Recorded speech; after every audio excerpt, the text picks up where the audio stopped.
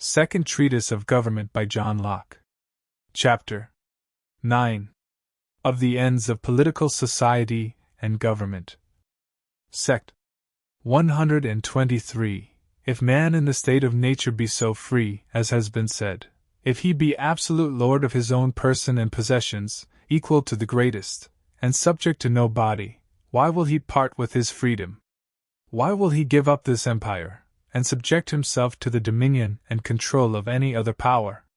To which it is obvious to answer, that though in the state of nature he hath such a right, yet the enjoyment of it is very uncertain, and constantly exposed to the invasion of others, for all being kings as much as he, every man his equal, and the greater part no strict observers of equity and justice, the enjoyment of the property he has in this state is very unsafe, very unsecure. This makes him willing to quit a condition, which, however free, is full of fears and continual dangers, and it is not without reason that he seeks out, and is willing to join in society with others, who are already united, or have a mind to unite, for the mutual preservation of their lives, liberties and estates, which I call by the general name, property. Sect. 124. The great and chief end, therefore, of men's uniting into commonwealths, and putting themselves under government, is the preservation of their property. To which in the state of nature there are many things wanting. First, there wants an established, settled, known law, received and allowed by common consent to be the standard of right and wrong, and the common measure to decide all controversies between them. For though the law of nature be plain and intelligible to all rational creatures, yet men being biased by their interest, as well as ignorant for want of study of it, are not apt to allow of it as a law binding to them in the application of it to their particular cases. Sect.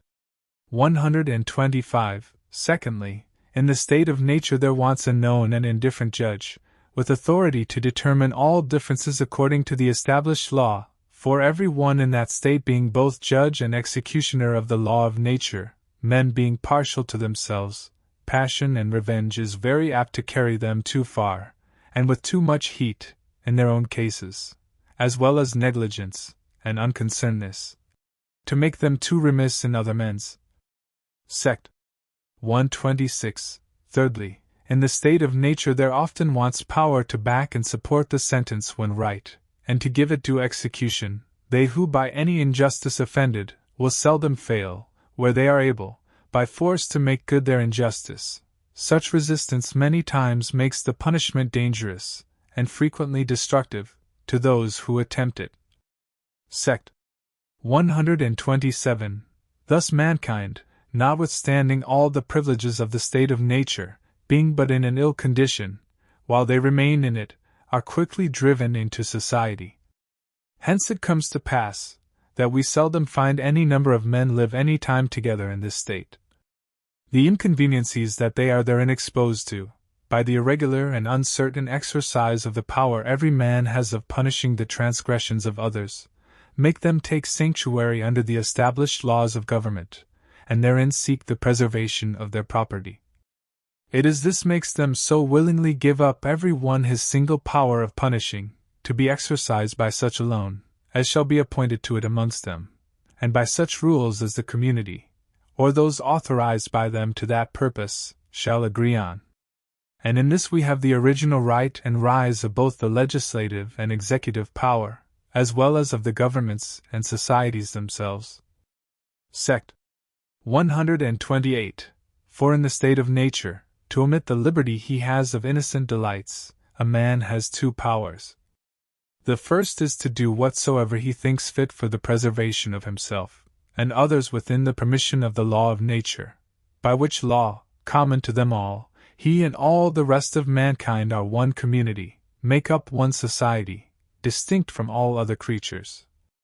And were it not for the corruption and viciousness of degenerate men, there would be no need of any other, no necessity that men should separate from this great and natural community, and by positive agreements combine into smaller and divided associations. The other power a man has in the state of nature is the power to punish the crimes committed against that law.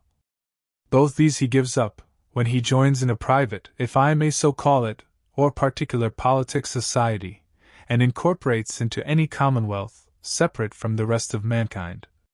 Sect. 129. The first power, viz. of doing whatsoever he thought for the preservation of himself, and the rest of mankind, he gives up to be regulated by laws made by the society, so far forth as the preservation of himself, and the rest of that society shall require, which laws of the society in many things confine the liberty he had by the law of nature. Sect. 130. Secondly, the power of punishing he wholly gives up, and engages his natural force, which he might be for employ in the execution of the law of nature, by his own single authority, as he thought fit, to assist the executive power of the society, as the law thereof shall require, for being now in a new state, wherein he is to enjoy many conveniencies, from the labor, assistance, and society of others in the same community, as well as protection from its whole strength.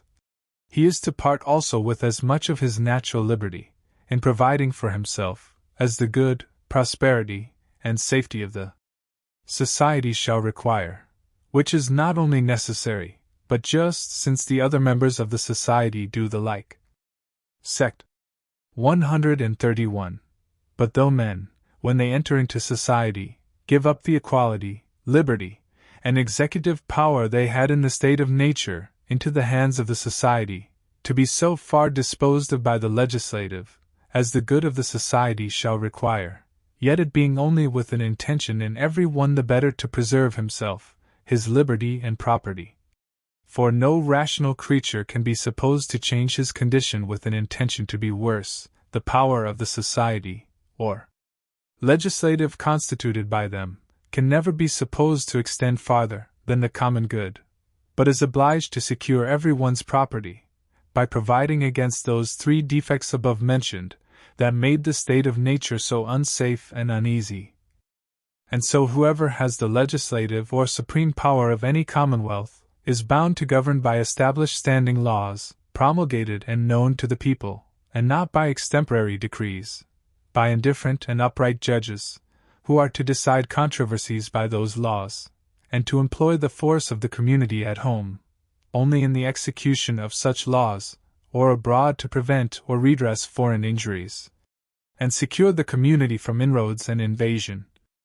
And all this to be directed to no other end, but the peace, safety, and public good of the people.